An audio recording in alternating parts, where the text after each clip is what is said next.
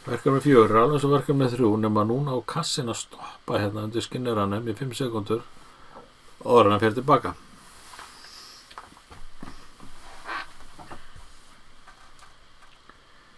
Ég ætla ekki að sýna ykkur hvernig þetta er gert. Ég vil að finna út úr þessu sjálf, en get hjálpað ykkur aðeins. Við sjáum það að ef við setjum tímaliða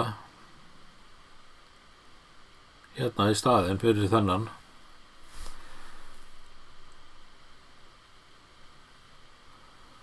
og látum hann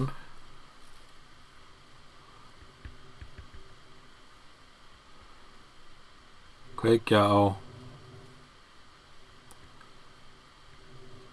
Q2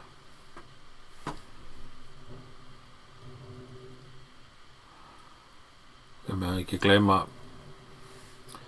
öryggislæsingunni hérna.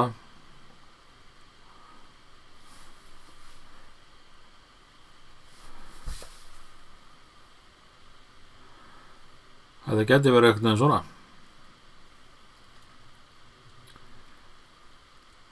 En ef þið eru ekki að fatta þetta, talið endilega við kennarann og